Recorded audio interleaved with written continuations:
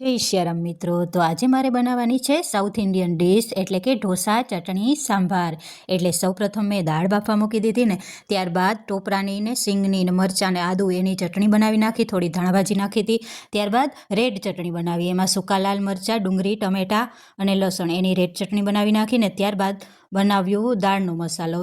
બટેટા પણ બફાઈ ગયા હતા ને સાંભારનો મસાલો પણ મેં નાખી દીધો જ ને પછી દાળને ઉકળવા મૂકી દીધી ને મસાલા ઢોસા બનાવવાના હતા એટલે બટેટાને વઘારીને બટેટાનો મસાલો પણ કરી લીધો ને ચટણી પણ થઈ ગઈ હતી એટલે તેલ મૂકી દીધો ને સાંભારનો વઘાર કરી નાખ્યો.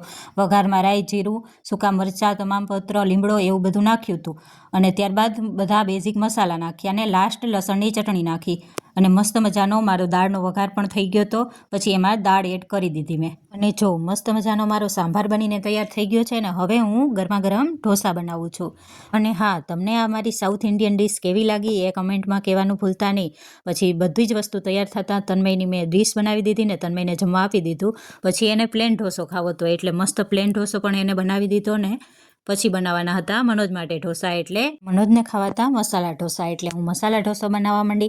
અને આમાં તો એવું હોય કે એક જણને જ જમવા બેસાડી શકીએ એટલે ગરમા ગરમ એક ઢોસો બનાવતી ગઈ ને એ લોકોને મેં જમવા આપી દીધું હતું ને પછી મેં મારા માટે પણ ઢોસા બનાવી લીધા અને મારી ડીશ મસ્ત મજાની તૈયાર કરીને હું પણ જમવા બેસી ગઈ.